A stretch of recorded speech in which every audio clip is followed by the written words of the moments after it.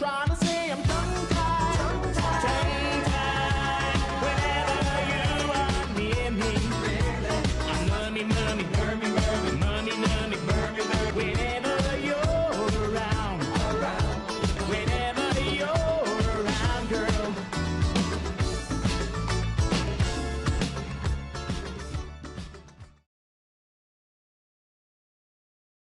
Well, time to overanalyze a character that's about as deep as a puddle. By the way, is it just me, or does the music that plays when he first shows up kinda similar to the Pink Panther theme?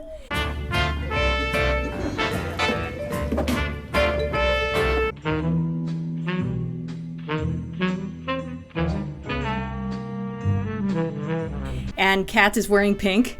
Could be coincidence, but I still get a kick out of it. No, wait a minute. I'm looking better than nice. I suspect that the writers didn't quite know what to do with Kat in the beginning, because a lot of his scenes in the first season involve monologuing and generally just talking to himself. Although that does make sense. He's been alone for most of his life, and he's just used to having only himself as company, and who else is he gonna talk to? Contrary to popular belief, cats are social, so it makes sense that he'd try to replicate the feeling of having someone to talk to just as a human would. But once he meets Lister and Rimmer, it doesn't go well at first. Cats are territorial, so Better make myself look big. they're lucky he didn't attack them. I believe in the book Cat did knock Lister down, but apparently because he assumed Lister was food until he started talking. But anyway, back to the pilot episode. Cat runs into them again, and I guess the ice is broken when Rimmer, who is newly revived as a hologram and apparently not used to his limitations yet, tries to physically attack Cat and ends up going through him. Cat finds that hilarious. Anyway, Lister calls him Cat, and it just sticks. Hello? Cat? It's not actually known if Cat has a name or not. It never comes up on the show. In the book, he apparently does have one, but he just assumes that everyone knows his name and doesn't bother telling anyone. Because how could anyone not know who he is? Anyway, Lister feeds him, so now they're friends for life. Apparently Cat likes Rice Krispies or some similar cereal because it's a good vehicle for milk. I assume that's what it is, he just calls it Krispies. And here we have a blatant gag followed by a subtle one. Cat eats out of the bowl the way an animal would, and then he pulls out a little brush and starts shaping his eyebrows. Because cats always groom themselves after they eat. So Lister had a plan to retire to Fiji with his cat Frankenstein and his love interest Kachansky. He points out to Rimmer that he still plans to do that since he still has a cat. Which is kind of adorable because he's basically already thinking of Cat as a replacement for Frankenstein. Cat and Lister have this weird relationship where, despite Cat looking almost human and having almost human intelligence, there's kind of an owner-pet dynamic. It's weirdly cute, and I'm going to point out whenever it's shown. It's another one of those things where it can be blatant, but sometimes it's more subtle. And it's one of those things that kind of evolves throughout the series. Okay, it's not Frankenstein. Anyway, Cat overhears Frankenstein and immediately knows who Lister is talking about. The Holy Mother? The Virgin Birth? The Virgin Birth? Your mom's a slut. Aye, Frankenstein, yeah! I remember that stuff from kiddie school. That just makes me think of this. It's fun being a fan of both Red Dwarf and Tom and Jerry. Who is that? Oh, that's his dog, Hannah. Dog? What's a dog? In future echoes, Cat sees a dog for the first time and reacts about the way you'd expect. He better not be around here anyplace, because if he is, I may have to chase him. Though that's gonna get retcons later. They're about 18 foot long, and they've got teeth as big as your leg. Though I do love how Lister messes with Cat's head because he knows Cat will believe anything. Lister is considering going back into stasis until Red Dwarf gets back to Earth. Guess he changed his mind after this episode. Anyway, Cat was supposed to go too, but he's insisting on taking all of his clothes. Take 2 suits and that's it. 2 suits? Then I'm staying. You can't stay. By the time I come out, you'll be dead. 2 suits is dead. Why doesn't Lister just explain that time doesn't exist in stasis and it'll feel like he's only there for a second? Maybe he tried and it didn't sink in.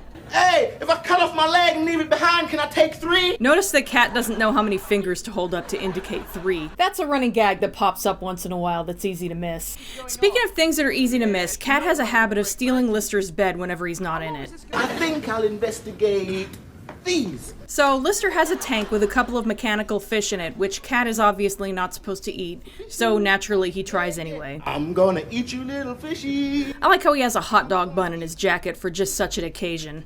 Also this. Anyway, Lister tries to stop him. I'm not going to go into why. Watch the vlog I did on it for that kind of information, resulting in Cat breaking a tooth. My tooth, I think I lost my tooth. In the end, Cat attacks Lister, supposedly because he's pretending Lister is a dog. Dog attack! But I wonder if it's also payback for Lister breaking his tooth earlier. Either way, be glad your pet cat is small. I could totally see Soul doing this to me if he was human-sized. Good evening, you stupid, stinking, festering gimboid of the cat. Cat doesn't have a whole lot to do in Balance of Power. He steals a ton of cigarettes that Rimmer was hiding from Lister so he could have some leverage over him. Cat doesn't smoke, he just likes to collect shiny things. They're not yours, put them back. See this hand? It is mine. See these things? They are mine. And he really doesn't like to give them back. But Rimmer bribes him by promising to tell him how to work the vending machines, which he does. And Cat takes full advantage of it. I don't want your fish, you stupid cat. Where's Lister? I'm surprised he didn't hiss there. In fact, I don't think he's ever hissed. Maybe they think it would be too intimidating. By the way, this is the only time that Rimmer and Cat work together. Cat ended up telling Lister about the cigarettes, and Rimmer learned his lesson really quick that he can't trust Cat. They also more or less avoid each other after this, too. In any case, Cat later regrets eating all that food. I watched this episode with a friend once, and he thought that sounded more like something a dog would do. To that I say, there's a reason we don't give Luna wet food anymore. Though it's more about eating too fast than eating too much, but I'd say that cats are not above going overboard with food until they throw up, one way or the other. Where have you been? Investigating this, investigating that, general investigation. In Waiting for God, Lister ends up learning to read cat books, which is actually smells put on the pages in lines instead of text. And yet they do have pictures. You see, sometimes in a book, we have a drawing of something that is happening in the story, and we call them pictures. Anyway, Cat brings Lister the cat Bible, and it turns out that the cat race thought of Lister as their god. They got his name and some other things wrong, due to either them misunderstanding or maybe the telling of the story changed over time. But Cat doesn't believe that for a second. Let's do lunch sometime. I'll put it in my diary. 12:30, lunch with God. Formal dress, you know what I'm saying? So Lister has Holly translate the cat Bible for him, and he learns some interesting things about their religion. Well, remember how the pilot episode makes it a point to have Lister showing the Fiji postcard to Frankenstein and telling her all about it? Well, apparently Frankenstein relayed that information to her kittens, and the information was passed down through the generations. That's kind of adorable. I like to imagine Frankie's story time with her kittens. Makes me wonder what my cats say about me. But anyway, Lister had talked about opening up a food court on Fiji where he'd sell hot dogs and donuts, and Fushal, as they called it, became their vision of heaven. But they disagreed on what Lister's intentions were, and they split up into two factions who went to war with each other. The ones who believe the hat should be red, and the ones who believe the hat should be blue. In the end, each group took off in a different arc, thinking that Lister's laundry list was a set of space coordinates. One of the ships crashed almost immediately, but the other continued on, and as of season 11, we still don't know if they're alive somewhere or not. Despite the silliness of the food court and the funny hats and such, that's really kind of sad and heavy, but I've already talked about Lister's part in this. So Lister goes looking for Cat, and notice how he calls him. Come on, kitty, kitty. Again, I just think that's adorable. Ow, yeah.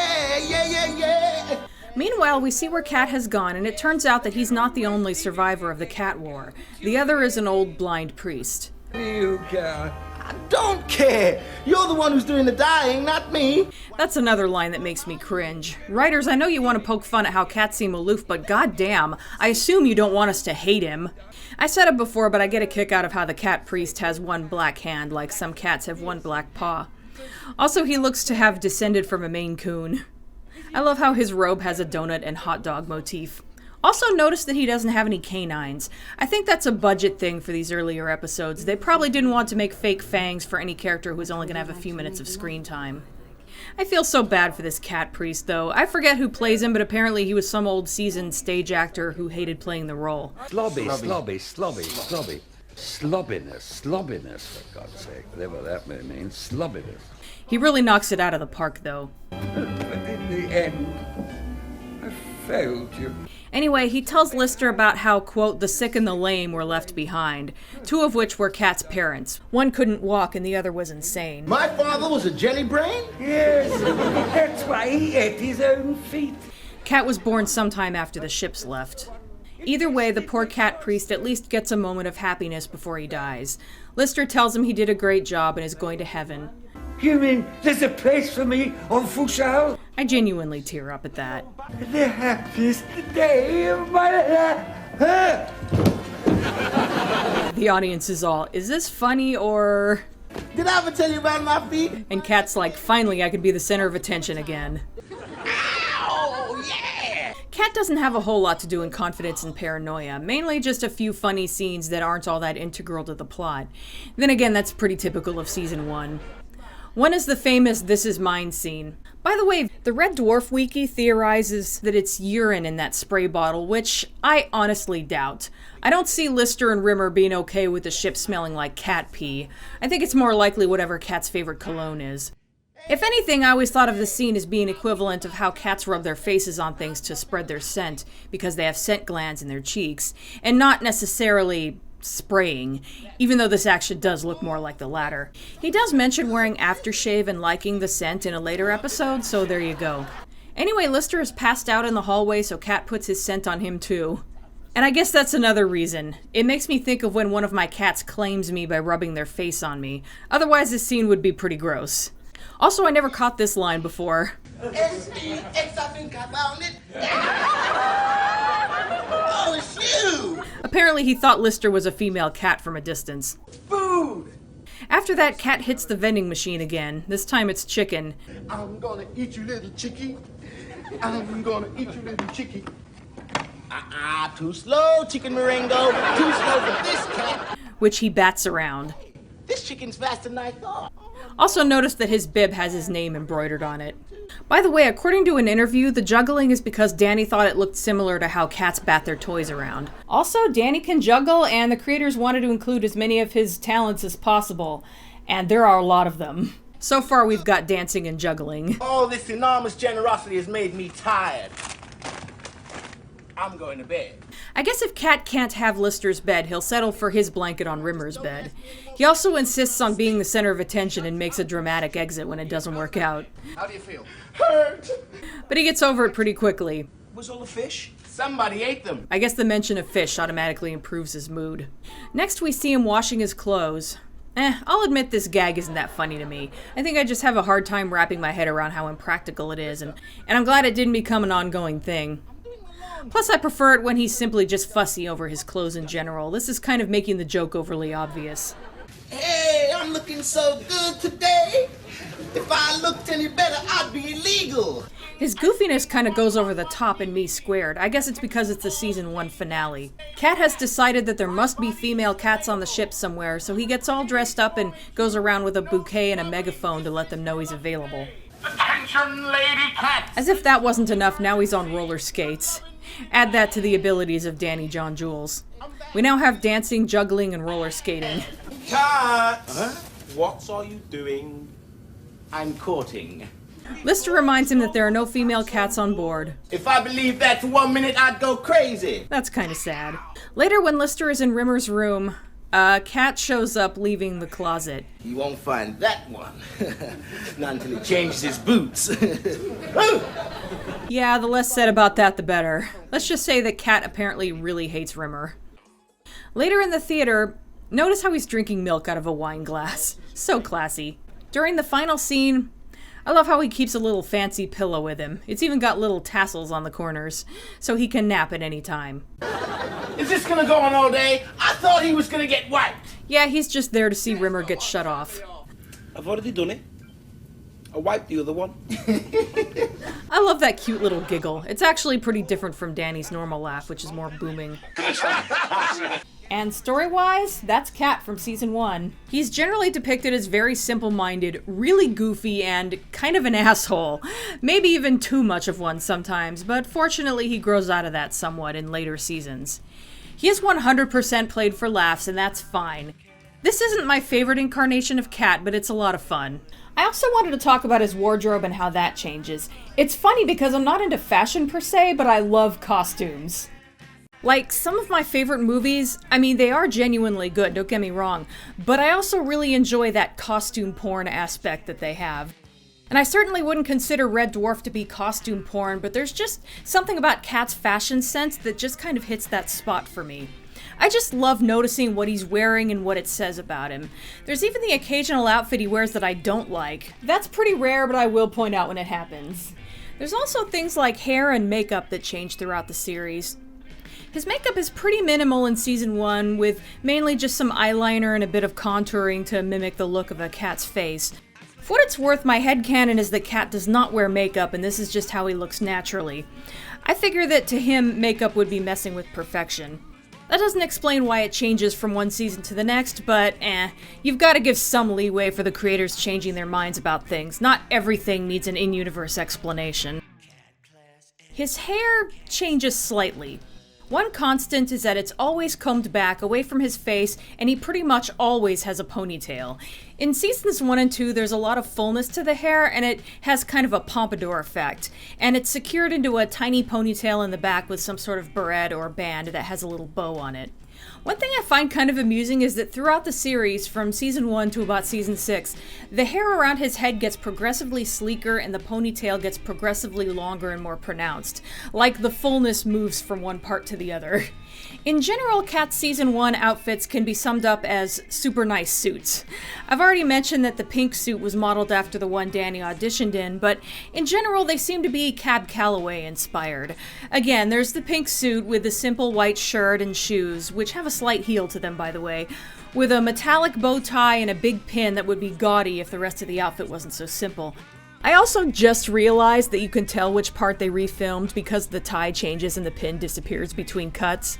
Oops. Anyway, that same suit returns in Balance of Power with that different tie and lack of pin. And then again in Confidence and Paranoia with the same tie and pin. In Waiting for God, he's wearing a gray suit that's kind of similar but a little more close-fitting. I think that's the same tie from the end, and there's a matching handkerchief and another pin. Later that same episode, it's a lime green suit with what I believe is the tie from Balance of Power with the sparkly gray shirt and matching handkerchief. Check out that suit's fabric, it kind of looks like taffeta or something. That lime green suit returns for Confidence and Paranoia with a red shirt. Ooh, that comes dangerously close to clashing, but he just pulls it off with a metallic red tie and matching handkerchief. The general theme of all of these outfits are a suit with a solid color with some kind of contrasting tie and pin and or handkerchief that act as little pops of color. If this were a video game, I would almost call them palette swaps of each other. But there are a couple that are different. In Future Echoes, he's wearing a cream-colored tux that is high-waisted pants with a waist-length jacket, paired with a frilly white shirt and white cravat with a purple jeweled brooch in the middle with, say it with me now, a matching handkerchief. This outfit is gorgeous. I know people like to laugh about the overuse of shoulder pads in the 80s, and yeah, those are some crazy shoulder pads. Maybe they didn't need to be that big. But on the right body type and the right garment, they can work. In this case, Danny has a really small build, so the broad shoulders really accentuate that and make his waist look tiny, and I think it looks really nice. This outfit also appears at the end of Me Squared. In the beginning of Confidence and Paranoia, he's wearing a red and black satin waistcoat. The print is hard to make out, but I think it's a large paisley print, on top of a red satin vest over a simple black shirt and pants. Also a bolo tie. This is one of those outfits where there's a good amount of black to balance out the shiny and colorful parts. In the beginning of Me Squared, he's wearing a simple white shirt and black tie and pants with a gorgeous fuzzy white coat with black and silver trim on the lapel. And notice that the belt he's wearing is silver and has cat inside an oval. He wears that a lot throughout the series, though more in later seasons. It even becomes a staple in season 6. There's also a gold version that shows up a couple of times. The little bow in his hair is silver this time too. Later he's seen wearing a blue suit with no lapels, paired with a white turtleneck and the cat belt, which is probably the most casual outfit we ever see him in, and maybe the least interesting too. You can tell that basically the idea was to make it look like he wears a different outfit in every episode, with sometimes multiple suits in an episode, while also saving money where they could by reusing suits but changing the accessories so it looks like a different outfit at first glance. Mousy! Our first view of Cat in season 2 is he's hunting mice. It's kind of interesting that Rimmer and Lister let him know what's going on and have him join them. It's like he's actually part of the crew now, though I don't think he really does anything useful yet. So of course, this is the episode where they're contacted by the Nova 5, which is supposed to have women on board. Is that female as in Soft and squidgy. Kat has never seen one, but very much wants to. Yeah, I'm so excited all 6 of my nipples are tingling. And there's a new fact about cats that Rimmer didn't want to know. I did a drawing of that. You know, for science. A spacesuit with cufflinks. So here's a fun little fact about Kat. I made it myself. He apparently makes his own clothes. That's actually pretty impressive, especially for how dumb he's supposed to be. I do like the idea that Kat has hidden talents, however ultimately useless some of them may be. We just gotta make sure we don't pass any mirrors, because if we do, I'm there for the day. He is not exaggerating. You're gonna have to help me, man. I do like how Lister intentionally picks the most awkward way to drag him off. I love Kat's reaction to Crichton telling off Rimmer. He just thinks that's the most hilarious thing he's ever seen. Think she fancies you? What does that prove? She's not blind. So, Better Than Life says some interesting things about Kat. I suspect he's into Marilyn Monroe. This episode is kind of obvious about it, but there are subtle little hints about it later on, which I will point out as they happen. Where's Rimmer? That might possibly be the only time that Kat actually refers to Rimmer as his actual name and not Goalpost Head or Alphabet Head or something. He hardly calls anyone by their name, usually just some random and mildly insulting nickname so you know who he's talking about. And yours was the fish, sir? More cat-like weirdness from Kat. I always do this when someone gives me food. You didn't the last 2 times. Also another fish gag. I'm going to eat you, little fishy. I'm going to eat you, little fishy, cause I like little fish. Meanwhile, he's grossed out by what Lister is eating. Well, you should take a look at my wardrobe. Fun fact, apparently the only thing Kat has in common with the actor who plays him is they both have a lot of clothes. And that's why the writer put that line in. Rimmer gets a little too smug with Kat, but Kat pays him back later. You're a total snakehead. This isn't my fantasy. No, it's mine. That was beautiful, but I suspect this may have been what set off the downfall of their time in the game. So, Kat plays golf with Lister, though apparently the rules for the Kat version of the game are a bit different. So here's the interesting part. Remember what happens with Rimmer in this game and how it reveals that the game doesn't just give you what you consciously want, but what you subconsciously want? Like, you can't just wish for what you think you want and get it, for example. And so that's why bad stuff ends up happening to Rimmer. How's about a little bit of Ruby-Dooby-Doo? How's about a little bit of ooby-dooby-doo? What does that say about the fact that Marilyn Monroe keeps showing up and begging Kat for sex and he turns her down? What a pest. I'm not saying Kat doesn't want sex, but it seems like inflating his ego by rejecting her is more important to him. That's kind of messed up, even for him. Also, he's dating a reverse mermaid. Don't know, I'd imagine she'd be a woman on top and a fish on the bottom. That's a stupid way around. I just don't even want to think about this, to be honest. Who are all those guys? I love that Kat doesn't know what children are. You call that dancing? I've seen people on fire move better than that. Kat doesn't do a whole lot in Thanks for the Memory, except to basically act like a second pair of hands and such. I guess that's why he's part of the crew now. It's more than he contributed in Season 1. He also has some cute lines. Somehow we've lost the last 4 days. Did you look behind the fridge? If you lose something, it's nearly always there. That's just precious. What are you talking about, grease stain? See, that's how he usually addresses Rimmer. Then we have Kat's reaction to how many times Rimmer has had sex. That many?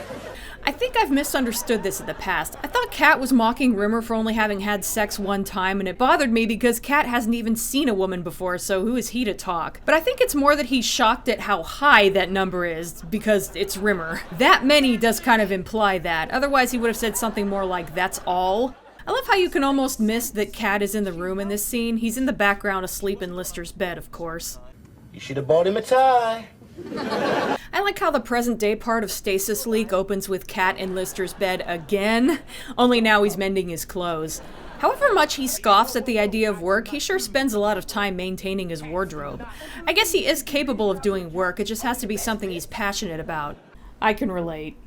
Also, Kat discovering what a dog is from Lister last season gets retconned here, since this line reveals that Kat's already knew about them. There's a wise old cat saying, which I think applies in this situation. It goes, what are you talking about, dog breath?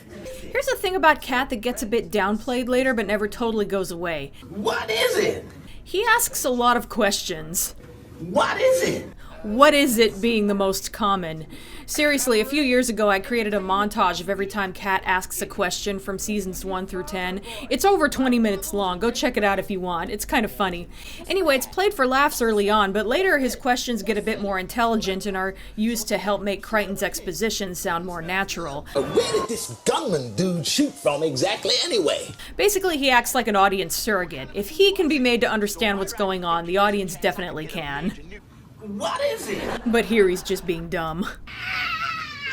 There's Marilyn Monroe again. Granted, it's in Lister's locker, so it might not mean anything, but it's interesting that Kat gives it special attention there. Clearly he's familiar with it. Well, I've never been this close to women before. It makes me want to do something, but I don't know what it is. Whatever it is, I want to do a lot of it. Kat has now seen women, and doesn't ever want to stop looking. Dog! A little later, he mistakes a woman's fox stole for a dog, and hilarity ensues.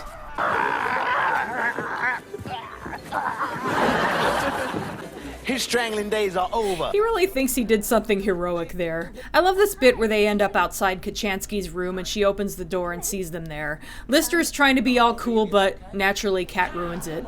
The way he got away from Lister and ran for the food is such a pet thing. If he's you and you're him and he's him, am I still me? Who's eating this chicken? What the hell is going on? All in the day's work for Confuser Cat. But it does end with Kat doing something nice for Lister. That's kind of cool. Even if it involved ripping off the other Lister, he was kind of a jerk anyway. I can't get any food.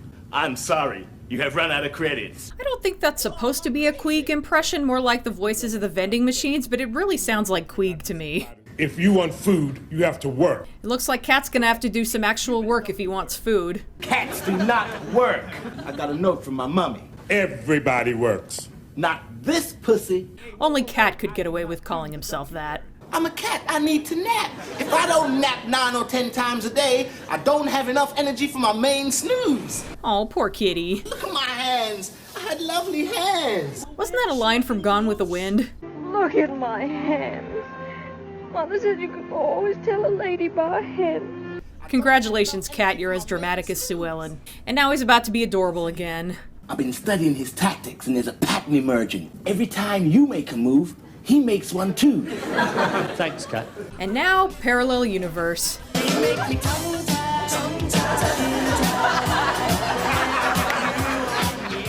I can't believe that tongue-tied is a thing that actually happens on the show. This is the kind of thing my brain might come up when I was feeling particularly fangirly.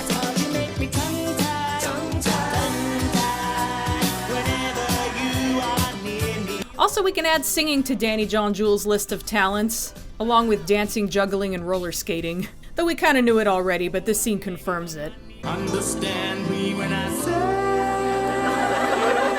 And once again, I curse the Content ID system for the fact that I can't let any clips play for more than 10 seconds. It's not hard to find if you want to look it up and see the whole thing on YouTube. Anyway, Kat was watching that on the dream recorder, but it wasn't the dream he was looking for. Me, 3 girls, and a family-sized tub of banana yogurt. Rimmer criticizes his views on sex, and Kat answers with this gem. As soon as I find the right small group of girls, the 7 or 8 women who are right for me, my wandering days are over, buddy. I have some thoughts on that, but this video is running long already, so I'll save it for when I get to the female Kat in Red Dwarf USA.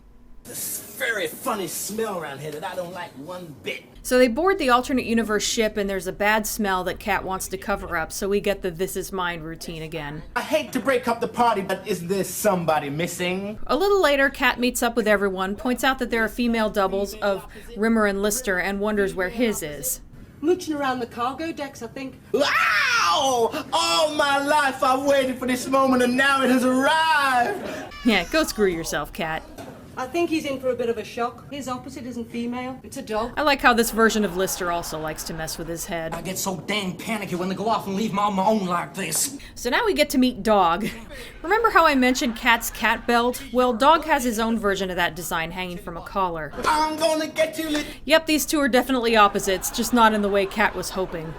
We also get the make myself look big routine. Put it there, buddy. I love how he's monologuing even though there's someone else in the room. That's how little he wants to acknowledge him, I guess. This character is basically a stereotypical dog. When's the last time you take a bath? If you're gonna say that word in front of me, please spell it. That brings back memories. By the way, it only works until your dog learns how to spell bath. It happens.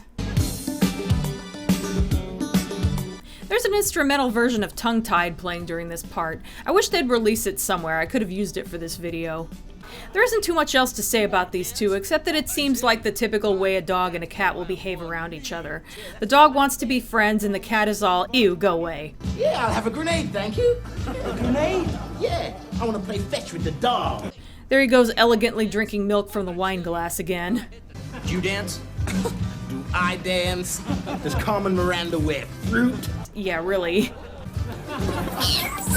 Not really sure why they sped up Cat's dancing there, but it's kind of funny the first time you see it. Think of all the glorious, beautiful, wondrous things about having children. Like?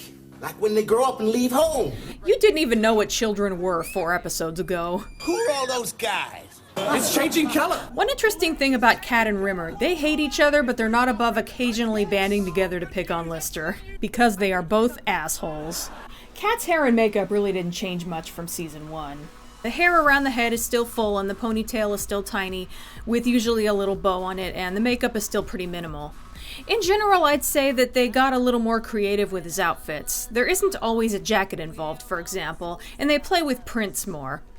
But they also reuse a lot of costume parts from season 1.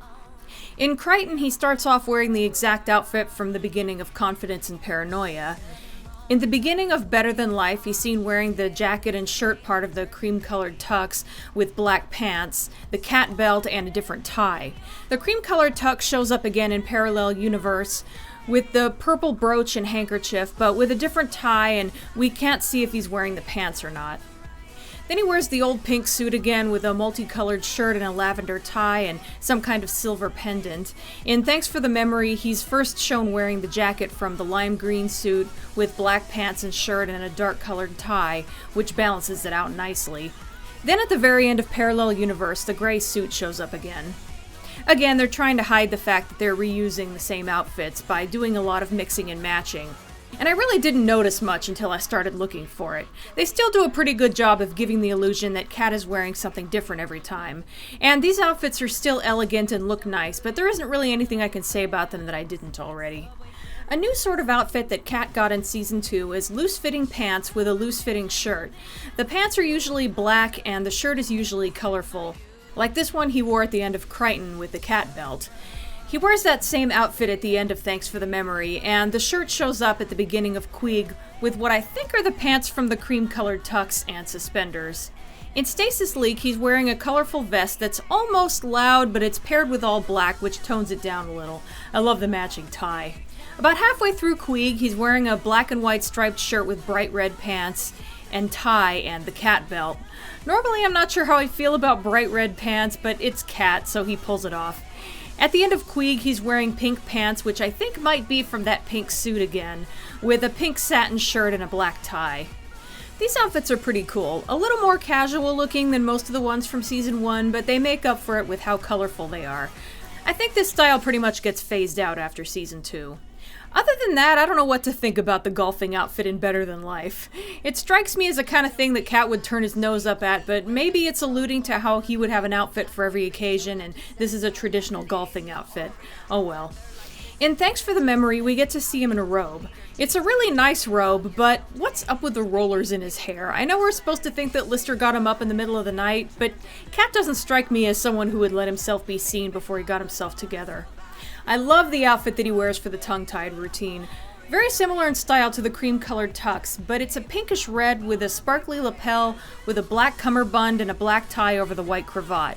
This outfit is gorgeous, and I'm glad he gets a lot of wear out of it for this episode, since he wears it again when they board the alternate universe ship. Though minus the sparkly lapels I just noticed. There are a couple of instances where Cat thinks he's going to meet women, so he dresses up more than usual. So how does someone who dresses like Cat dress up even more? Gold. Lots and lots of sparkling metallic gold. And I'm not being ironic when I say that I love the outfit that he wears during the second half of Stasis League. That metallic gold shirt should be overkill, but the jacket he's wearing with it is more of a white satin with gold brocade and black lapels. And of course everything else is black, which helps to balance it out. Can't say the same for his spacesuit, though. This is one of those rare occurrences where he just goes completely overboard. Like Rimmer points out, it also has oversized jeweled cufflinks. Yikes, I can't justify this one. It's pretty funny though. I do get a kick out of the belt, which basically has the same design as the cat belt, but it's rounder and all gold of course, so a little harder to make out. That said, it's a little weird that when we get to see Cat in a spacesuit again in Thanks for the Memory, it's just a plain one like the one Lister is wearing. I guess I could see him saving the gold one for a more special occasion than Goalpost Head's Death Day, but we can clearly see that he's wearing a plain white t-shirt under it, and that's out of character. In Season 7, they handle it better. He is wearing a regular spacesuit, but it's easy to see that he's wearing one of his nice suits under it. By the way, there was a deleted scene in Better Than Life that they ended up cutting because they filmed it on a cold day and they just couldn't hide that fact. I'm glad they cut it, if only because it featured Cat wearing Bermuda shorts and knee-high socks. No, just no. These videos are running so much longer than I thought they would, and I don't know why I'm surprised. In any case, that's just about everything I have to say about Cat from Seasons 1 and 2. Next up, I'll be giving a similar treatment with Seasons 3 through 5, along with his counterparts from Red Dwarf USA. See you then!